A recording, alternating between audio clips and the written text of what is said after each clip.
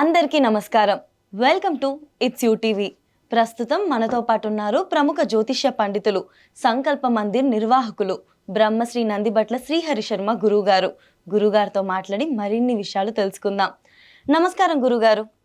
వాగర్థావివ సంపృక్తౌ వాగర్థ ప్రతిపత్తయే జగతః పితరౌ వందే పార్వతీ పరమేశ్వరౌ. ఆదిత్యాయ చ సోమాయ మంగళాయ బుధాయ చ గురుశుక్ర శనిభ్యశ్చ రాహవే కేతవే నమః. శృంగేరి జగద్గురు పీఠాధిపతులకి, కంచి పీఠాధిపతులకి నమస్కారములు తెలియజేసుకుంటూ కార్యక్రమాన్ని ప్రారంభిద్దాం. గురుగారు, మనకి జనవరి 23న వసంత పంచమి ఉంది కదా, అసలు వసంత పంచమి యొక్క విశిష్టత ఏంటి గురుగారు? వసంత పంచమి పేరులోనే మనకు వసంత అనేటువంటిది ఉంది. అంటే యుగ యుగాల నుంచి కూడా వసంత ఋతువు ఈ యొక్క పంచమి తిథి నుంచి ప్రారంభమైంది అనేటువంటి ఒక నానుడి ఉంది. అంటే మనకు గమనించుకున్నట్లయితే ప్రకృతి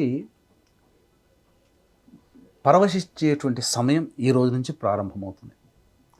అంటే మనకు శీతాకాలంలో మనం కనుక చూసుకున్నట్లయితే డిసెంబర్ మాసం నుంచి కూడా ఈ జనవరి డిసెంబర్ 2 నెలల్లో ప్రకృతి అంటేనే చెట్లు, వృక్షాలు, జంతువులు ఇవన్నీ కలిసినటువంటిదే కదా.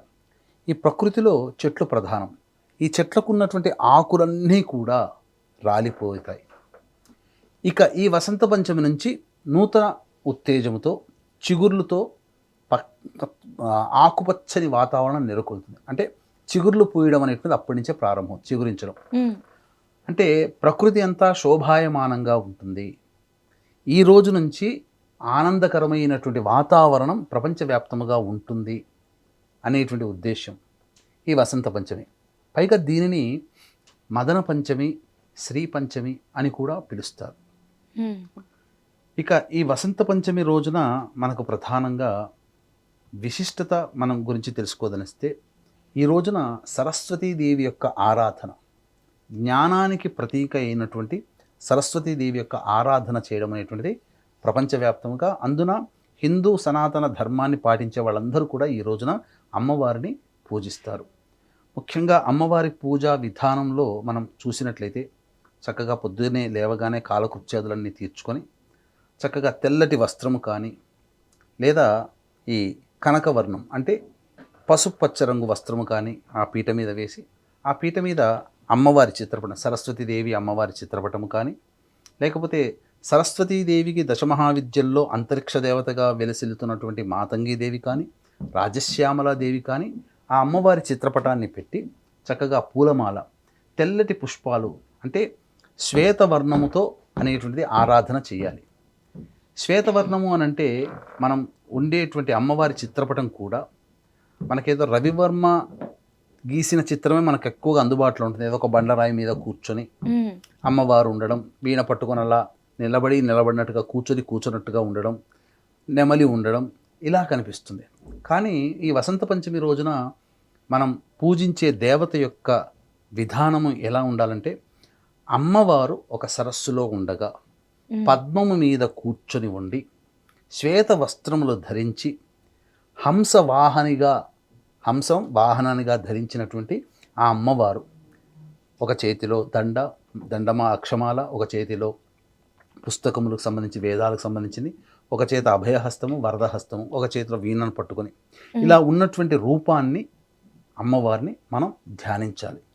ఈ విధంగా అమ్మవారి యొక్క రూపాన్ని ఈ విధంగా చేసుకొని సరస్వతీదేవి ప్రార్థన, ముందుగా గణపతి పూజ చేసుకొని షోడశోపచార విధానంగా పూజ చేసుకొని అమ్మవారికి ఈ తెల్లటి పుష్పాలతో అర్చన చేయాలి. సరస్వతీదేవి అష్టోత్తర పూజ ఏది చేసినా తెలుపు రంగు పుష్పాలతో కనుక పూజ చేసినట్లయితే సరస్వతీదేవి యొక్క అనుగ్రహం కలుగుతుంది. అంటే వీక్షించేటువంటి మన యూటీవీ ప్రేక్షకులు కూడా గమనించుకున్నట్లయితే ఇది కేవలం పిల్లలకు సంబంధించినటువంటిది కాబట్టి, చదువుకు సంబంధించింది కాబట్టి ఇది వాళ్ళు మాత్రమే చేసుకునేదని అనుకుంటారు. కానీ సరస్వతీదేవి అని అంటే, చదువు అని అంటే అక్కడ ఏంటి, చదవడం వల్ల ఏమొస్తుంది, జ్ఞానం పెరుగుతుంది. ఇప్పుడు మీరు ఇంటర్మీడియట్ డిగ్రీ చేసి ఉంటారు, ఇంటర్మీడియట్లో చదివిన చదువు ఇప్పుడు ఉపయోగపడుతుందా? అది జ్ఞానాన్ని పెంపొందించడానికి ఉపయోగపడుతుంది. 10th క్లాస్ వరకు చదివిందంతా ఇప్పుడు మనం అప్లై చేస్తున్నామా? జ్ఞానం మాత్రమే. అంటే ఒక్కొక్క స్టేజ్ పెరుగుతున్న కొద్దీ మనం గత చదివినటువంటి జ్ఞాపకాన్ని దృష్టిలో పెట్టుకొని దాన్ని అభివృద్ధి చేసుకుంటూ మనం వెళ్తుంటాం. కానీ నిజ జీవితంలో మనకు కావాల్సింది ఏంటంటే జ్ఞానం కావాలి. అంటే ఏ పని ఎప్పుడు చేయాలి, ఎంతసేపట్లో పని పూర్తి చేయాలి, ఎలా మనం ఒక డైరెక్షన్లో వెళ్ళాలి, మన జీవితంలో ఎదుగుదల కావాలి అని అంటే మంచి ఆలోచన, మంచి జ్ఞానము, రైట్ థింక్, రైట్ ఇంప్లిమెంటేషన్, ఇవన్నీ కావాలి. ఇవన్నీ కావాలి అంటే జ్ఞానం కావాలి. మళ్ళీ జ్ఞానం అంటే మళ్ళీ ఎవరు? సరస్వతి. కాబట్టి ఇదేదో పిల్లలకి మాత్రం అనేది కాకుండా మొత్తము అందరూ దేవతల యొక్క అనుగ్రహం మనకు ఈ అమ్మవారి నుంచే ప్రారంభమవుతుంది. జ్ఞానం లేకుండా ఉన్నటువంటి మనిషికి ఏ దేవతలు వచ్చి ఏం చేసినా ఫలించదు. ఏదో సామెత, మొరటోనికి మొగులు పువ్వు ఇస్తే వాసన చూడలేదన్నట్టుగా మనం జ్ఞానం లేని మనుషులకి ఏ దేవతానుగ్రహం వల్ల కూడా మనం శోభాయమానంగా ఉండదు. కాబట్టి మొట్టమొదలు జ్ఞానం కావాలి. అంటే మనకు ఉన్నటువంటి దేవతల్లో ఈ 3 అమ్మవార్లు ఉన్నారు. పార్వతీదేవి, అలాగే లక్ష్మీదేవి, సరస్వతీదేవి. ఇక్కడ ఇచ్ఛాశక్తి, క్రియాశక్తి, జ్ఞానశక్తి. జ్ఞానశక్తిని అందించేది సరస్వతి, అది మొదలు ప్రధానం. తర్వాత ఇచ్ఛాశక్తి లక్ష్మీ అమ్మవారు, క్రియాశక్తి పార్వతీ అమ్మవారు. ఈ 3 శక్తులు కలిస్తేనే మన జీవనం పూర్తిగా ఉంటుంది. మొట్టమొదటి తొలిమెట్టు స్థానం జ్ఞానశక్తికి. కాబట్టి జ్ఞానశక్తిని సముపార్జించే దేవతగా ఈ సరస్వతీదేవిని ఎవరైతే ఈ వసంత పంచమి రోజున ఆరాధన చేస్తారో వారు చేస్తున్నటువంటి వృత్తిలో కానీ, ఉద్యోగంలో కానీ, వ్యాపారంలో కానీ, ఏ స్థితిలో ఉన్నా, చదువుకునే పిల్లవాడు, బడికి వెళ్ళే పిల్లవాడి దగ్గర నుంచి మొదలుకొని వృద్ధాప్యంలో వరకు కూడా అందరికీ కూడా ఈ అమ్మవారి యొక్క మొట్టమొదటి అనుగ్రహం కావాల్సిందే. అందుకే ఆదిశంకరాచార్యుల వారు రచించినటువంటి ఈ దానిలో యాకుందేందు తుషారహార ధవళ అనేటువంటి ఒక అమ్మవారిని స్తుతించాడు.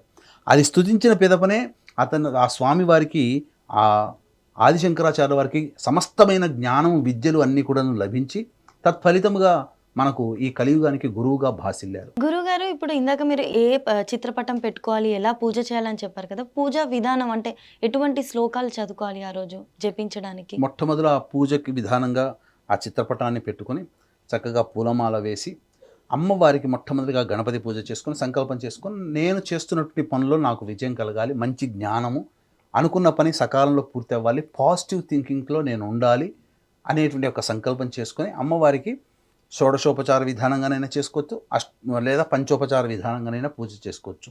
ముఖ్యంగా అష్టోత్తర పూజ చేసేటప్పుడు ఈ సంబంధించినటువంటి శ్వేత పుష్పములతో, అంటే తెల్లటి పుష్పాలు, తెల్ల గన్నేరు కావచ్చు, నందివర్ధనం పూలు కావచ్చు, మల్లెపూలు కావచ్చు, ఇలా వాటితో అమ్మవారికి అష్టోత్తర పూజ చేసి ధూపదీప నైవేద్యముగా మనం చూసినట్లయితే ఆవు పాలతో చేసినటువంటి పాయసాన్నం, బెల్లం, ఇవన్నీ కూడా నైవేద్యంగా పెట్టవచ్చునమ్మ. లేదా చక్కెర పాయసం పూర్తిగా తెలుపు వర్ణంలో ఉంటుంది, దధ్యోజనం కూడా అమ్మవారికి నైవేద్యంగా పెట్టవచ్చు. గురుగారు, ఒక చిన్న సందేహం. ఇప్పుడు ఎవరైనా చిన్నపిల్లలకి అక్షరాభ్యాసం చేయాలి అనుకుంటే, ఇప్పుడు అంతా కూడా మనకి మూడాలు ఉన్నాయని అంటున్నారు కదా, మరి చేయొచ్చా? చేస్తే ఎప్పుడు చేయాలంటారు?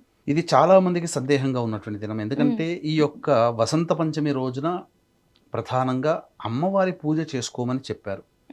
కానీ ఎక్కడా కూడా ఈ అక్షరాభ్యాసము అనేటువంటిది మనకు చెప్పబడలేదు. కాకపోతే కాలానుగుణంగా ఇప్పుడు అంతా కూడా 100 సంవత్సరాల నుంచి ఈ అక్షరాభ్యాసము వసంత పంచమి రోజున చేసుకునేటువంటి ఆచారం ఉంది. అయితే ఈసారి ఇప్పుడు మూఢములు నడుస్తున్నాయి, శుక్రమూఢమి నడుస్తుంది.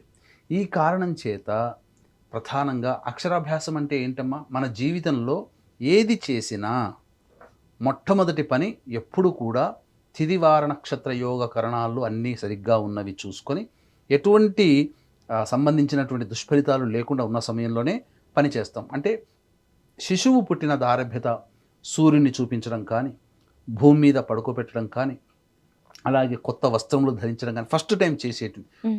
మన జీవితంలో ఏది మొట్టమొదటి చేస్తామో వాటన్నిటికీ తిథి వార నక్షత్ర యోగ కరణాలు చూసుకోవాలి, మంచి శుభ సమయాలు చూసుకోవాలి. అక్షరాభ్యాసం అంటే ఏంటి? పిల్లలకి మొట్టమొదలు అక్షరాభ్యాసం దిద్దించి స్కూల్కి పంపించేటువంటి అలవాటు.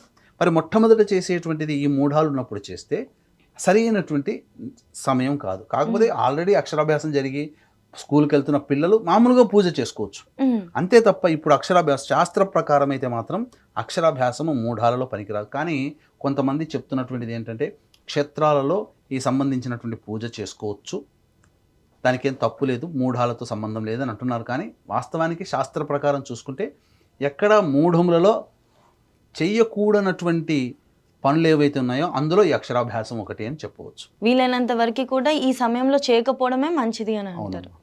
గురుగారు, ఇంకొక చిన్న సందేహం. ఆ రోజు ఒకవేళ గుడికి వెళ్ళలేకపోయి ఉంటే, ఫర్ ఎగ్జాంపుల్ కాలేజ్లో చదివే పిల్లలు కానీ మీరు చెప్పిన ఈ పూజ అంతా కూడా చేయలేని పరిస్థితిలో దగ్గరలో ఉన్న సరస్వతి గుడి ఆలయంకి వెళ్ళి ఏమైనా చిన్న మంత్రంలాగా ఏమైనా జపించవచ్చు అంటారా?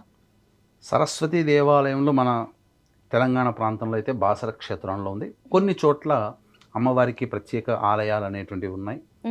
అయితే ఈ సరస్వతి అమ్మవారి జ్ఞానానికి ప్రతీక కాబట్టి ఈ జ్ఞానాన్ని మనకు అందించినటువంటి దేవతల్లో విష్ణు స్వరూపముగా హయగ్రీవుడు, ఈశ్వర స్వరూపముగా దక్షిణామూర్తి. కాబట్టి ఇటువంటి వాళ్ళు శివాలయాన్ని అంటే ఈశ్వరుని ఆరాధించే వాళ్ళు ఈ సంబంధించినటువంటి శివాలయానికి, విష్ణుని ఆరాధించే వాళ్ళు విష్ణు ఆలయానికి వెళ్ళి హయగ్రీవ స్వరూపంగా ఆ స్వామిని మనసులో దర్శనం చేసుకోవచ్చమ్మా. లేకపోతే అక్కడ వెళ్ళలేని పక్షులైనా కానీ కనీసము ఇప్పుడు గూగుల్లో మనం సెర్చ్ చేస్తే అమ్మవారి ఫోటోలు కనిపిస్తాయి. ఒకసారి నమస్కారం చేసుకొని సరస్వతి ప్రార్థన అనేటువంటిది మనస్ఫూర్తిగా చేసుకొని సరస్వతి అష్టోత్తరం మనం వెళ్తుంటుంటాం, చెవులో ఇయర్ ఫోన్స్ పెట్టుకొని సరస్వతి అష్టోత్తరం వినుకుంటూ అయినా వెళ్ళవచ్చు.